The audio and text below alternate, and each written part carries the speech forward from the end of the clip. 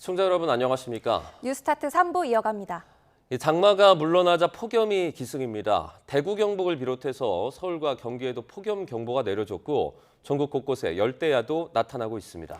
기상청은 이번 주 중반까지 찜통더위가 이어질 거라고 예보했습니다. 고한석 기자가 보도합니다. 경북 경주 기온이 37.4도까지 올라 전국 최고를 기록했습니다. 비공식으로는 경북 경산 하양읍 금랑리에서 39.9도까지 치솟았습니다. 장마가 멈추고 찜통더위가 찾아온 가운데 사실상 전국이 폭염특보 상황입니다. 기상청은 서울 남부와 경기도, 경북과 대구, 광주, 전남, 부산 등지에 폭염 경보를 발령했습니다. 이외 지역은 강원 산간을 제외하고 대부분 폭염주의보가 내려졌습니다. 최고 체감 온도는 33도 안팎, 특히 경상권은 35도까지 올랐습니다. 이 같은 찜통더위는 북태평양 고기압 위에 티베트 고기압이 이중으로 덮어 나타나는 열돔 현상에다 고온 다습한 남서풍의 유입 때문입니다.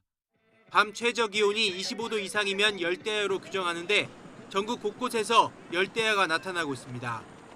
기상청은 경기 남부와 강원도, 경북 포항과 경산, 광주, 부산, 대구 등에 열대야주의보를 확대 발령했습니다. 덥고 습한 남서풍이 계속 유입되면서 체감 온도는 더욱 높아지겠고 밤에도 기온이 덜 내려가면서 열대야가 나타나는 지역도 점차 늘어나겠습니다. 찜통 더위는 이번 주 중반까지 이어집니다. 내륙에는 국지적 소나기가 쏟아질 수 있지만 오히려 습도만 높여 체감 온도를 떨어뜨리기는 어렵습니다. 정체전선이 남하하는 이번 주 수요일 15일부터 다시 비가 내리면서 폭염은 다소 주춤할 것으로 보입니다. YTN 고한석입니다. 이처럼 푹푹 찌는 무더위는 늦은 밤까지 기승을 부렸습니다. 올여름 첫 열대야로 기록된 어젯밤 서울, 시민들은 더위를 피해 공원과 강으로 향했습니다. 최승훈 기자가 현장을 다녀왔습니다. 밤 10시가 가까운 시간, 서울 경의선 숲길이 더위를 피하러 나온 시민들로 가득합니다.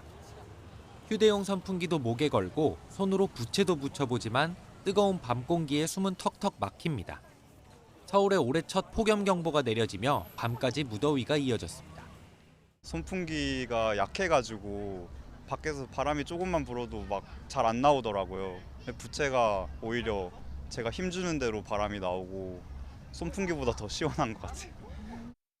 낮부터 이어진 더위에 평소보다 가벼운 옷차림으로 친구와 시원한 맥주 한 잔도 들이켜봅니다. 밖에서 그냥 시원하게 맥주 한 잔 하려고 앉아서 먹고 있었어요. 근데 지금도 너무 습하고 더운 것 같아요. 해가 저물었지만 여전히 서울 도심의 온도는 30도에 육박합니다. 늦은 시간까지도 이곳 한강공원은 더위를 식히려는 시민들로 가득합니다. 아이들은 첨벙첨벙 물장난도 치고 아빠와 물총 싸움도 하며 더위를 잊어봅니다. 발 담그니까는 너무 시원하고 에어컨은 따로 안 틀어도 될 만큼 강바람도 너무 좋고 발을 담그니까 온몸에 체온이 좀 떨어지는 것 같아서 너무 좋았어요. 강아지도 한낮에 뜨거운 떼약볕을 피해 밤 산책을 나왔습니다. 주인과 함께 한강공원을 걷다 보니 금세 신이 났습니다. 강아지도 낮에 더울 때 나오면 더워하고 헥헥거리는데 지금 시원해서 그런 것도 덜 하고 물도 있어가지고 물놀이도 하고 싶어 하는 것 같아요, 강아지도. 밤사이 기온이 섭씨 25도를 넘는 열대야가 남부지방을 중심으로 계속되는 가운데 서울도 올여름 첫 열대야를 기록했습니다. YTN 최승훈입니다. 무더위가 이어지면서 정부가 폭염 재난 위기 경보를 주의에서 경계로 한 단계 높였습니다. 지난 15년간 온열 질환으로 숨진 사람 가운데 60세 이상이 절반 이상으로 나타난 만큼 고령층은 각별한 주의가 필요합니다. 최기성 기자입니다. 지난 2011년부터 지난해까지 온열 질환으로 사망한 사람은 267명입니다. 이 가운데 60세 이상이 174명으로 전체 사망자의 65.2%, 절반이 넘습니다. 혼자 사는 노인이나 전기요금 부담으로 에어컨을 가동할 여력이 없는 고령층은 특히 온열 질환에 취약합니다. 뜨거운 환경에 장시간 노출될 경우 두통이나 어지러움, 근육 경련, 의식 저하가 나타나고 방치하면 목숨을 잃을 수도 있습니다. 즉각적으로 이렇게 공무원을 동원해서 1대1 매치해서 쉼터로 시원한 경로당 등으로 대피를 시켜야 됩니다. 그냥 거기에 방치하면 소중한 목숨을 잃게 되는 게, 왜냐하면 몸에 열이 빠지지 않기 때문에 심장에 무리가 가는 것이죠. 재난위기경보를 격상한 행정안전부도 폭염 대응 추진 상황 대책회의를 열고 기관별 대응을 점검했습니다. 행안부는 고령층과 농업인, 야외 노동자를 중심으로 애찰 활동을 강화하라고 지시했습니다. 이장과 통장, 지역 자율방재단 같은 지역 안전망을 동원해 취약계층 안부를 확인한다는 계획입니다. 이와 함께 무더위 쉼터와 폭염 저감시설 운영 시간도 늘릴 방침입니다.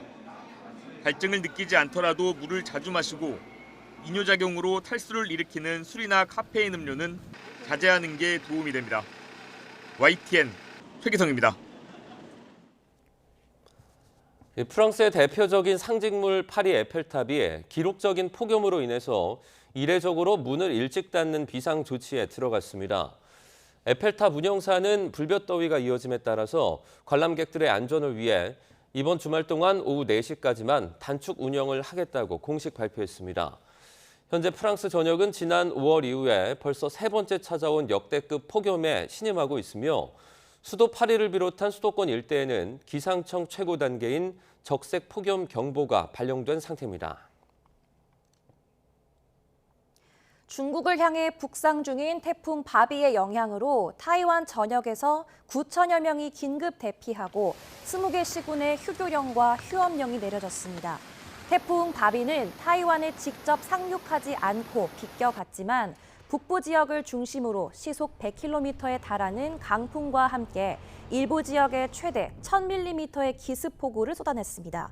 이로 인해 가로수가 넘어지고 하천이 범람해 주민들이 대피소로 이동하기도 했으나 다행히 현재까지 대형 인명피해는 없는 것으로 파악됐습니다. 여고생을 살해한 장윤기를 수사했던 광주 광산경찰서 수사팀이 수사 당시 윗선에 개입이 있었다는 취지의 진술을 한 것으로 전해졌습니다. 처벌이 더 센 강간 목적 살인 혐의 대신에 일반 살인 혐의를 적용하도록 지시했다는 것입니다. 박기환 기자입니다. 광주 광산경찰서는 지난 5월 여고생을 무참히 살해한 장윤기를 일반 살인 혐의를 적용해 검찰에 송치했습니다. 성적 목적이 아니라 외국인 여성에 대한 구애가 거부되자 화풀이로 범행을 저질렀다고 본 겁니다. 지금 심정이 어떠십니까? 죄송합니다. 스토킹 녀석 왜 찾아갔습니까? 범행 동기는 뭡니까? 하지만 이후 광주지검이 강간살인으로 혐의를 변경하면서 경찰의 봐주기 논란이 일었습니다. 그런데 이와 관련해 당시 수사팀도 처음에는 강간살인을 적용하려 했다는 주장이 나왔습니다. 광산경찰서 수사팀은 경찰특별수사단 조사에서 강간살인 혐의를 적용하겠다고 보고했지만 고위 간부가 일반 살인 혐의를 적용하라는 지시를 했다고 진술한 것으로 알려졌습니다. 5년 이상 징역이 선고되는 일반 살인죄와 달리 강간살인이 인정되면 사형 또는 무기징역이 선고될 수 있습니다. 사실상 장윤기에 대한 처벌 수위를 낮추려고 했다는 의심이 드는 대목입니다. 이뿐만이 아닙니다. 경찰이 지난 5월 5일 장윤기 자취방 압수수색에서 핵심 증거가 될 수 있는 리얼도를 발견하고도 확보하지 않았는데 담당 수사팀장이 아니라 광산경찰서장이 이례적으로 수사 지휘에 나섰다는 의혹도 수사팀 진술에서 나왔습니다. 다만 광산경찰서장은 강간살인 혐의 적용에 반대하거나 압수수색을 직접 지휘한 사실이 없다고 부인하는 것으로 알려졌습니다. 이런 가운데 경찰이 두고 간 리얼도를 폐기한 장윤기의 아버지 장모 경감은 2차 조사에서도 증거인멸을 부인했습니다. 경찰이 장윤기 자취방 위치와 현관 비밀번호를 알려줘 물건을 모두 치워도 되는 줄 알았다고 진술한 것으로 알려졌습니다.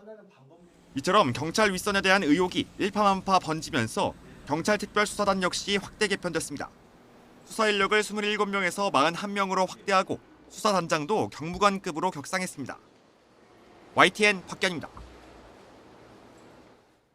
정치권은 장윤기 사건으로 재점화된 보안수사권 폐지 논쟁이 한창입니다. 보안수사권은 폐지하되 또 다른 보완책을 만들어 보겠다는 여당과 경찰의 견제가 필요하다는 야당은 주말에도 충돌을 이어갔습니다. 권남기 기자입니다. 국민의힘은 장윤기 사건을 보고도 보안수사권 폐지라는 말이 나오느냐며 수사권을 몰아줘선 괴물 경찰만 탄생시킬 거라고 날을 세웠습니다.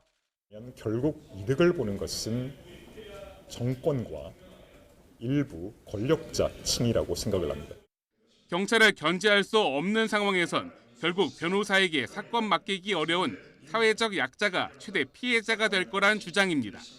조만간 맞불 입법도 추진합니다. 장윤기 사건이 보안수사권 폐지를 막는 여론몰이가 되고 있다는 김어준 씨 언급에 대해선 이런 정도의 사건은 1년에 몇 건씩이나 있는데 최근에 한 일주일 상간으로 거의 모든 언론에서 탑을 정파적 이익을 위해 비극을 난도질해선 안 된다. 이런 사건이 자주 일어날수록 보안 수사권은 더 필요하다고 반박했습니다. 반면 더불어민주당은 거듭 추진 의지를 드러냈습니다. 이번 개정안은 검찰 개혁을 완성하는 마지막 단추입니다. 검찰은 경찰이 송치한 사건에 국한한 수사도 하면 안 된다는 건데 법사위원장 출신 추미애 경기지사도 경찰에 대한 불신을 검찰 개혁을 미룰 핑계로 삼을 순 없다며 독려에 나섰습니다. 민주당은 대신 보안 수사 요구권, 그러니 검찰이 경찰 기록을 보고 다시 수사를 요구할 권한을 강화해 부작용을 막겠다며 법안 심사에 돌입했습니다. 경찰의 수사권 남용을 통제하는 방안을 충분히 준비했습니다. 다만 여당 내 우려도 커지고 있습니다. 법사위 소속 민주당 김남희 의원은 SNS에 현장에선 보안 수사 요구권이 잘 작동하지 않는다는 간담회 내용을 소개했고 목용정 의원은 개혁의 칼끝이 범죄 피해자와 국민을 향해선 안 된다고 강조했습니다. 예외적인 경우에 한해 최소한의 보안 수사는 남겨두자는 주장인데 사실상 폐지 여부를 결정할 수 있는 법 여건의 고민은 시간이 갈수록 커지는 분위기입니다. YTN 권남기입니다. 장동혁 대표가 여의도 국회를 벗어나 장외 활동의 보폭을 넓히고 있습니다. 투표용지 부족 사태를 앞세워 전국 순회 집회를 시작한 건데 당내 의원들은 냉담한 분위기입니다. 박정현 기자입니다. 국민의힘 장동혁 대표가 투표용지 부족 사태와 관련해 야당 추천 특검 수용과 재선거를 촉구하는 전국 순회 집회에 나섭니다.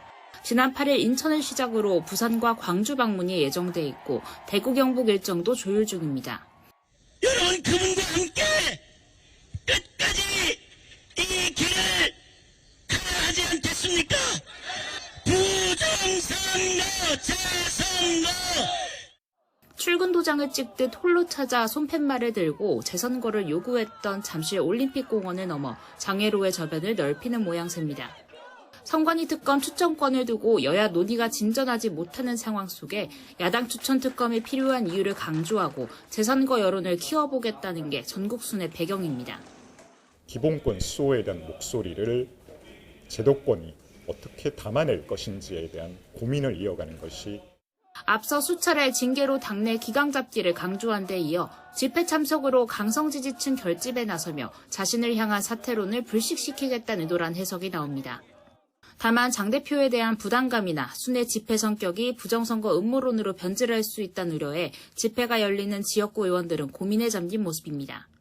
투톱 정점식 원내대표도 장 대표 행보에 동참하기보단 일정 거리를 유지하며 원내투쟁에 집중할 거로 전해졌습니다. 와중에 원내대표를 중심으로 한 장 대표 거취 의견 수렴은 현재 진행형인데 사퇴 공감대 속에도 버티기에 들어간 장 대표를 끌어내릴 뾰족한 수가 없다는 의견이 다수인 상황입니다. 이런 가운데 민주당에선 장동혁 대표가 부정선거 음모론에 갇혀 제3자 추천 선관위 특검을 명분 없이 거부한다는 역공이 나왔습니다. 품격을 지켜야 할 제1야당의 대표가 스스로 음모론 프레임에 갇힌 참담한 모습입니다. 당내에선 장 대표 체제가 이대로 연말 이후까지 이어질 수 있다는 관측도 심심찮게 나옵니다. 일단 이달 말 윤리위의 징계 절차 개시 범위가 또 한 번 당 내용의 고비가 될 거로 보입니다. YTN 박정현입니다. 네, 조금 전에 들어온 속보 하나 전해드리겠습니다.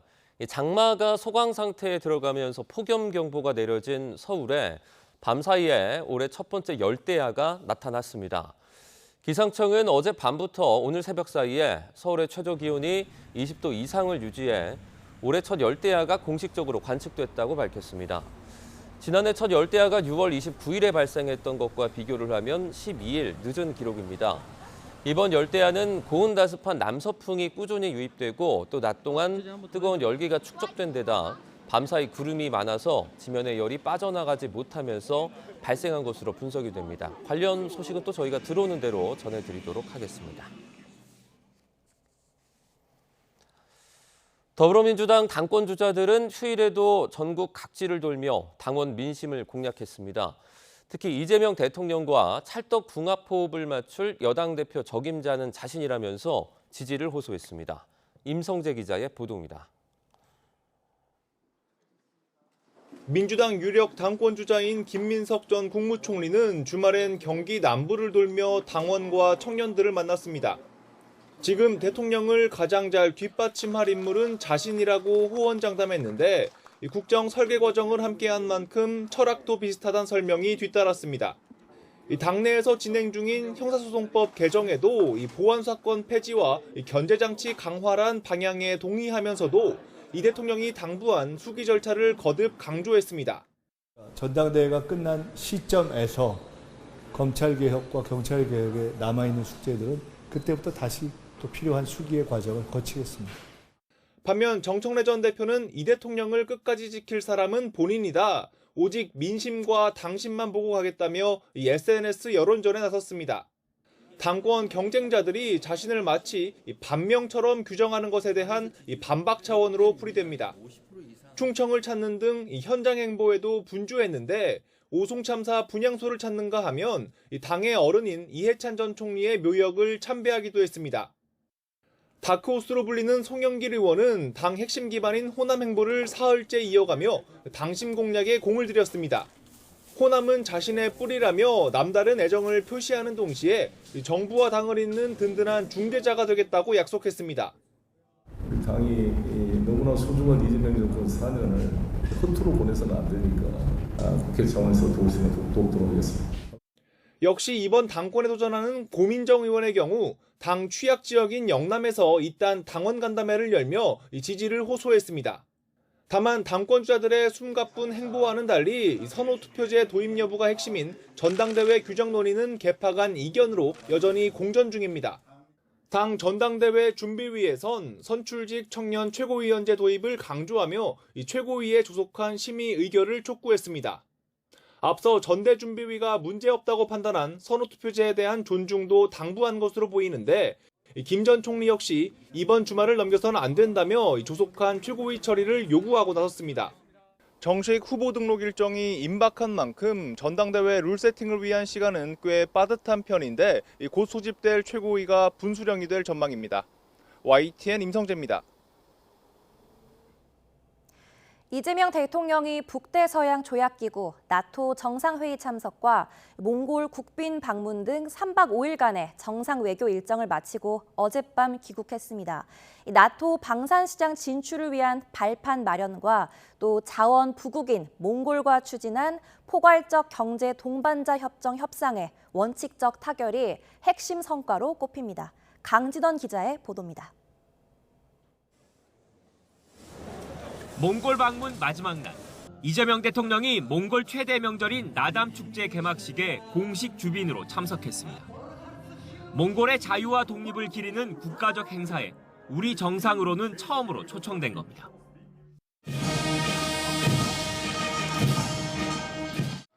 (15년) 만에 국빈으로 찾아온 한국 대통령을 몽골 측이 예우한 건데 앞선 정상회담에서도 두 나라는 우호 증진과 협력 확대의 뜻을 모았습니다. 양국이 한몽 관계의 황금 시대를 함께 이어가는 역사적인 계기가 되길 바랍니다.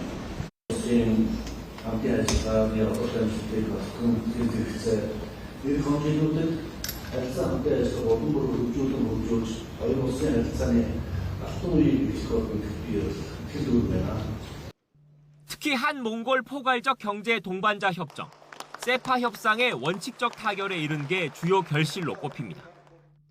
자원 부국인 몽골산 핵심 광물의 수입 관세를 철폐해 공급망 안정을 꾀하고 자동차와 화장품 등 우리 수출품의 경쟁력 제고가 기대되기 때문입니다.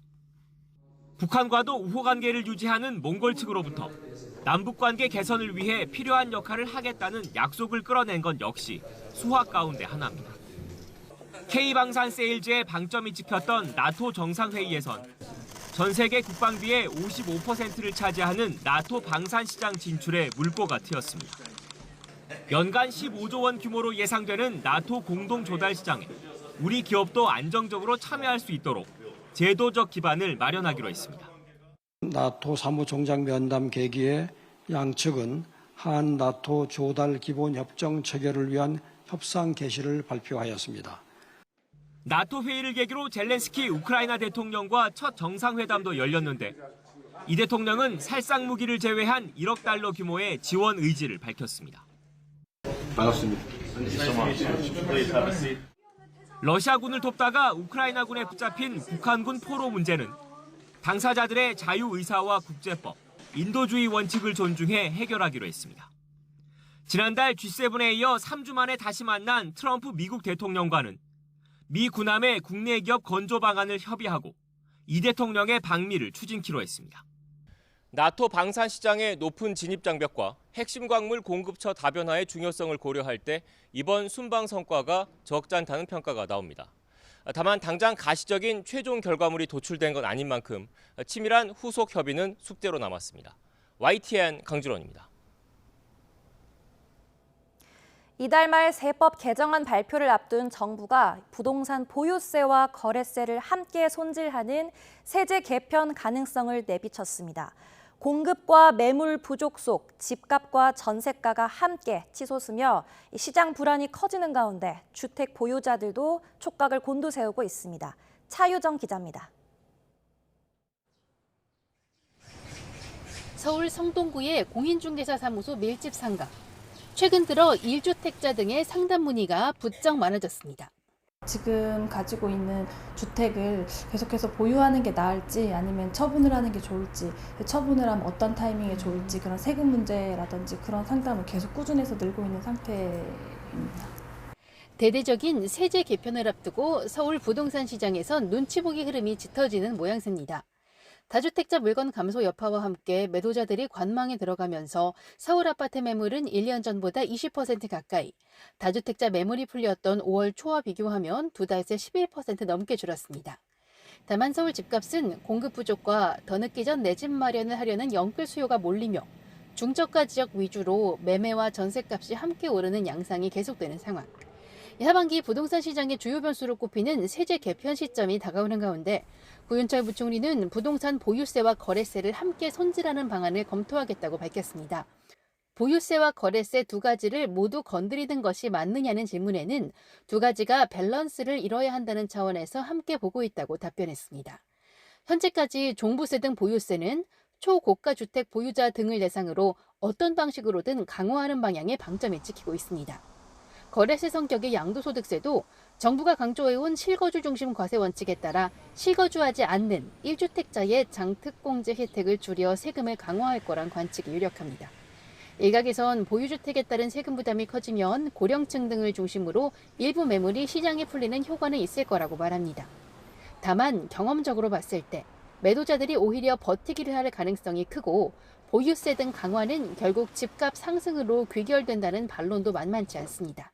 보유세 인상은 장기적으로 맞춰가야 되는데 초점을 맞춰줘야 되고, 이 보유세 인상 자체가 매물을 증가시키게 하고, 즉 매도를 유도하는 효과는 그렇게 크지 않다고 보고 있습니다. 이달 말 대책 발표를 앞두고 정부가 공개 토론회를 통한 국민 의견 수렴 의지를 강조하며 신중한 태도를 거듭 밝히고 있는 가운데 시장의 긴장감이 고조되고 있습니다. YTN 차유정입니다. 삼성전자가 반도체 슈퍼사이클에 힘입어 역대급 실적을 기록했지만 이 메모리 업황이 정점을 찍었다는 우려는 쉽게 가라앉지 않고 있습니다. 이달 말 공개될 미국 빅테크의 투자 계획이 이 메모리 업황의 향방을 가를 분수령이 될 전망입니다. 손효정 기자입니다. 삼성전자의 올해 2분기 잠정 영업이익은 89조 4천억 원. 지난 3년 동안의 영업이익을 모두 합친 것보다 많은 규모로 이번 실적으로 엔비디아와 구글을 제치고 세계에서 가장 돈을 많이 버는 기업에 올라섰습니다. 하지만 주가는 정반대로 움직였습니다. 실적 발표 당일에만 7% 떨어져 20만 원대로 내려앉았고 주 후반까지 30만 전자를 회복하지 못했습니다.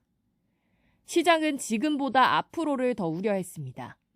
실적이 시장의 높은 기대를 뛰어넘지 못하면서 메모리 업황이 정점을 찍어 앞으로 이익이 둔화할 거란 고점론이 다시 고개를 든 겁니다. 메모리 슈퍼사이클을 이끌었던 메타와 아마존, 구글과 같은 미국 빅테크의 인공지능 인프라 투자 속도가 느려질 거란 우려도 이어지고 있습니다. 반면 공급 계획은 빠르게 확대되고 있습니다. 삼성전자와 SK하이닉스, 마이크론 등 주요 3사가 대규모 증설에 나섰고 중국 업체들도 공격적인 투자에 속도를 내고 있습니다. 딥시크에서 자기네들이 이제 AI 반도체를 만들겠다라는 이야기가 나오고 있을 정도로 중국 쪽 기업이 자체 반도체를 생산함으로써 흔히 말하는 삼성전자나 하이닉스의 메모리 반도체 수요 같은 것들이 줄지 않을까라는. 다만 인공지능 반도체 수요가 꺾였다고 보기는 아직 이르다는 분석도 적지 않습니다. 메타가 컴퓨팅 인프라를 내년까지 지금의 2배 수준으로 확대하는 등 주요 빅테크들이 대규모 설비 투자 기조를 유지하고 있기 때문입니다. 빅테크 기업들의 수요가 줄어들고 시장 경기에 따른 그런 수요로 바뀔 때가 아마 공급 초과라는 얘기가 나올 텐데 그런 조짐은 보이지 않고 있으니까 이번 달 말 공개될 미국 빅테크의 실적과 투자 계획이 메모리 슈퍼사이클의 지속 여부를 가늠할 잣대가 될 전망입니다. YTN 손효정입니다. 북한이 대남 해외 정보 수집과 공작 기구인 정찰정보총국의 기능 확대를 공식화했습니다. 조직을 확대 개편한 지 1년도 안 돼 임무를 다시 늘리겠다는 건데 북한의 의도는 뭔지 강민경 기자가 짚어봤습니다. 북한은 지난 9일 김정은 국무위원장 주재로 열린 당 중앙군사위원회 확대회의에서 대남 해외정보 수집과 공작 업무 총괄 기구인 정찰정보총국의 임무를 확대하는 방안을 논의했다고 밝혔습니다. 지난해 9월 기존 정찰총국을 정찰정보총국으로 확대했는데 1년도 안 돼 다시 조직 개편에 나선 겁니다. 이번에는 특히 정보전을 핵 무력 같은 전통 전력과 비슷한 반열로 끌어올려 강조했다는 점이 눈에 띕니다. 잠재적인 적수들의 위협을 관리하고 관건적인 정보를 수집하는 데서 핵심적 역할을 수행하고 있는 정찰정보총국의 직능과 임무를 다각적으로 확대하며 러시아 우크라이나 전쟁에 이어 미국 이란 전쟁을 목격한 김 위원장이 첨단 정보기구의 필요성 때문에 내린 조치라는 분석이 나옵니다. 잠재적인 적수들이란 표현을 사용하며 정찰정보총국의 역할을 대남 공작에 한정짓지 않겠다는 의도도 내비쳤습니다. 자신들의 정보 정찰 감시 대상이 한국군에만 국한되지 않고 미국과 일본, 나아가서는 나토 국가들까지 포함하고 있음을 시사한 표현이다. 정보 수집 강화의 연장선에서 과거 4차례 도전했지만 실패했던 군사정찰 위성 발사를 다시 시도할 수도 있습니다. 북한이 러우 전쟁 지원 대가로 러시아의 첨단 기술을 지원받은 걸로 알려진 만큼 추가 실험 가능성을 배제할 수 없어 정부는 향후 움직임을 지켜보겠다는 입장입니다. 회의에서 언급된 직능과 임무 확대와 관련된 동향은 관계기관과 함께 예의주시하도록 하겠습니다. 김 위원장은 또 탄광지구 등 경제사업에 대한 군의 역할 확대도 주문했는데 경제 발전을 도모하는 과정에서 과거 국가 운영 중심의 군대를 앞세웠던 김정일 시대의 선군 정치가 재현될 수 있다는 분석도 나옵니다. YTN 강민경입니다. 미국은 이란의 호르무즈 해협 상선 공격 중단을 공개 성명으로 발표하라고 요구하면서 동시에 이란의 고농축 우라늄 반출을 핵합의의 핵심 조건으로 다시 전면에 내세웠습니다. 강대강 대치가 이어지는 가운데 이란이 핵시설 복구 작업을 진행한 정황이 포착됐다는 보도도 나왔습니다. 박영진 기자입니다. 미 고위 당국자들은 미국이 이란의 호르무즈 해협의 완전 개방과 통항 선박을 공격하지 않겠다는 공개 성명을 요구했다고 밝혔습니다. 11일 이란과 오만 외무장관 회담 이후 공식 입장이 나올 것으로 기대하고 있다면서 이란이 거부할 경우 가혹한 결과가 따를 거라고 엄포를 놨습니다. 미 당국자들은 또 이란이 최근 호르무즈 공격은 자국 내 일부 강경파 소행이라고 해명하면서 계속 대화하자고 말했다고 전했습니다. 미국과 이란 양측 모두 대화 통로까지 차단하진 않았지만 트럼프 대통령은 휴전은 끝났다면서 이란을 향해 연일 강한 불신을 쏟아내고 있습니다. A lot of people say they're very dishonorable people and they can't keep a deal, so we'll see. Now, as to whether or not Steve Witkoff, Jared, and JD and everybody working and that will talk, I guess they can talk, but I'm not seeing it with them. 동시에 미국은 농축 우라늄 확보 문제를 다시 전면에 내세웠습니다. 지난달 체결한 양해각서엔 이란이 영토 내에서 IAEA 감독 아래 희석한다는 내용이 포함됐지만 미국은 농축 우라늄을 확보하지 못하면 이란과의 합의도 없다면서 압박 수위를 높이고 있는 겁니다. 이런 가운데 이란이 지난달 양해각서 체결 후 일부 핵시설 복구 작업을 진행한 정황이 포착됐다고 미 CNN이 보도했습니다. 만약 이런 작업이 핵 프로그램 재가동이나 핵무기 개발 능력 복원을 위한 것이라면 핵 협상을 진행하기로 한 MOU 취지에 반할 수 있다고 CNN은 짚었습니다. 최근 호르무즈 해협 재충돌로 기존 MOU 체제가 이미 무력화됐다는 평가까지 나오는 상황. 다만 미국과 이란 모두 전면전 재개는 부담이 큰 만큼 기존 MOU2를 유지하며 대화를 이어갈 것이란 분석이 나옵니다. YTN 박영진입니다. 이란의 새 최고 지도자 모주타바 하메네이가 전임 최고 지도자이자 부친인 알리 하메네이의 복수를 공식 천명했습니다. 트럼프 미국 대통령은 이란이 자신에 대한 암살을 시도하면 이란 전역을 완전히 파괴하겠다고 경고했습니다. 한상욱 기자입니다. 아버지의 장례식에 모습을 드러내지 않았던 이란 새 최고 지도자 모주타바 하메네이가 아버지의 원수를 갚겠다고 천명했습니다. 모주타바는 자신의 텔레그램 계정을 통해 성명을 내고 아버지의 원수를 갚는 것은 이란 온 국민의 요구이며 반드시 이루어질 거라고 강조했습니다. عهد می‌بندیم که انتقام خون پاک شما و همه شهیدان این دو جنگ را از قاتلین جنایتکار و بی‌آبرو بگیریم. این انتقام خواست ملت ماست و به طور حتمی باید صورت بگیرد. 이번 메시지는 미국과 이스라엘의 공습으로 사망한 전 최고 지도자 아야톨라 알리 하메네이의 장례식에 맞춰 발표됐습니다. 앞서 트럼프 미국 대통령은 하메네이 장례식 기간 중 나온 암살 선동에 반발하며 이란의 대규모 무력 보복을 경고했습니다. It's a very dangerous profession. No, I'm number one on the kill list for Iran. 트럼프 대통령은 자신을 암살하거나 암살을 시도할 경우 미사일 1000기가 이미 이란을 겨냥해 장전돼 있고 수천 기가 즉시 뒤따를 거라고 소셜미디어에 올렸습니다.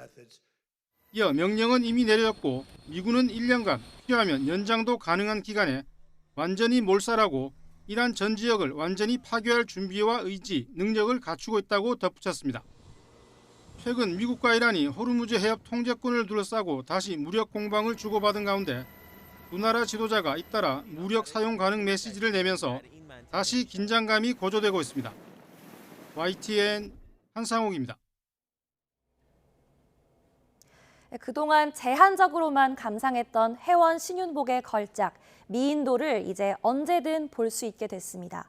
오직 미인도만을 위한 상설 전시관이 조성됐는데 프랑스의 모나리자처럼 지역을 상징하는 문화 콘텐츠로 자리 잡을 전망입니다.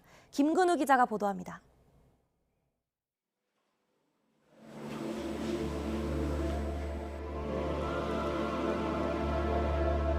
은은한 빛이 깔린 복도 끝에 여인이 단아한 자태로 서 있습니다. 전통 한지로 둘러싼 작은 방에서 수줍게 미소를 짓습니다. 해원 신윤복의 대표작 미인도만을 위한 전시관이 대구 간송미술관에 문을 열었습니다.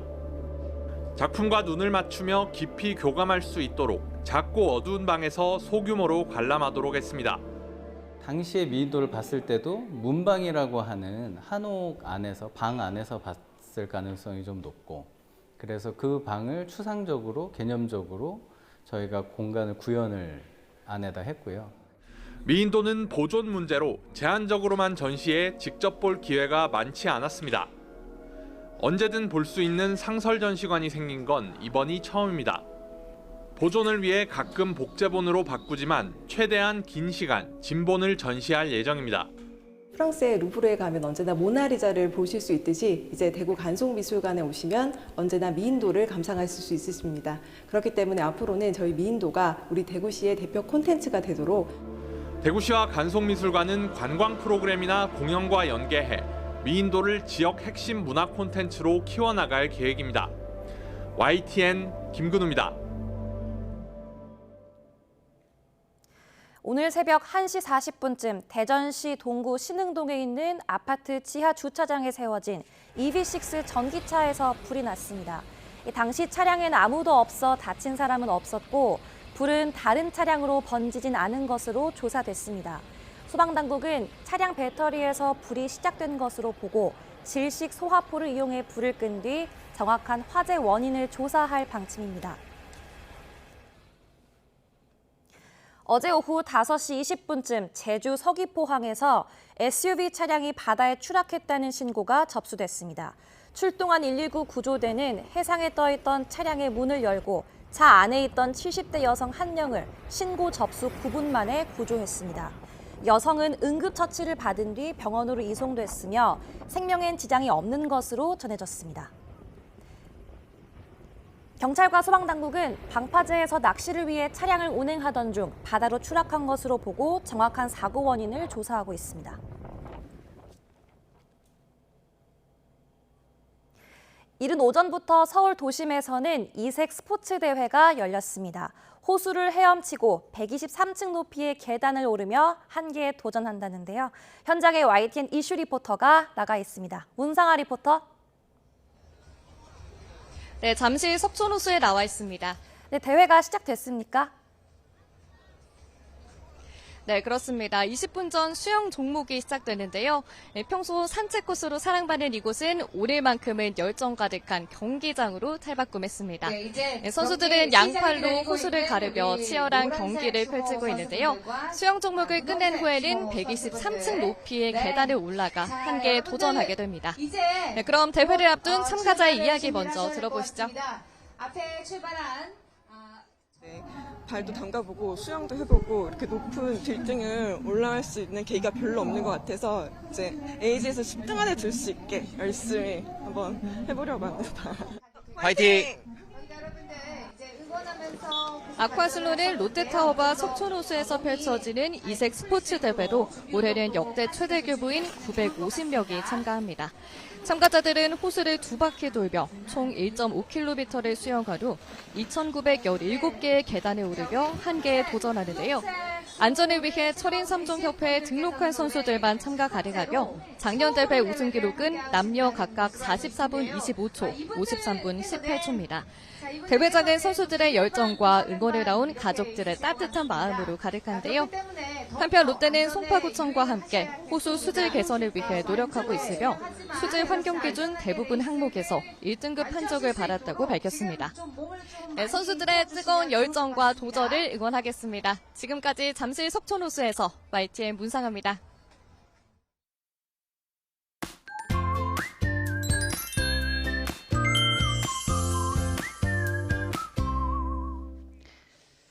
밤낮 없는 더위가 이어지고 있습니다. 밤사이 서울에도 올해 첫 열대야가 나타났는데요. 지난해보다 12일 늦은 겁니다. 현재 서울 기온 살펴보면 서울이 25.7도, 강릉은 벌써 30.1도, 제주도도 30도까지 올라 있습니다. 오늘은 어제보다 더 덥습니다. 서울 등 곳곳에는 폭염경보가, 그 밖에 대부분 지방에는 폭염주의보가 내려져 있는데요. 낮 기온 살펴보면 서울이 34도, 청주, 대전 35도, 포항은 37도까지 오를 것으로 보입니다. 오늘 제주도는 비가 내리겠고 오후에는 더위 속에 중서부와 전북을 중심으로 요란한 소나기가 내릴 것으로 보입니다. 화요일에는 또다시 전국적으로 장맛비가 내릴 전망입니다. 날씨였습니다. 뉴스타트 3부 마칩니다. 시청해주신 여러분 고맙습니다.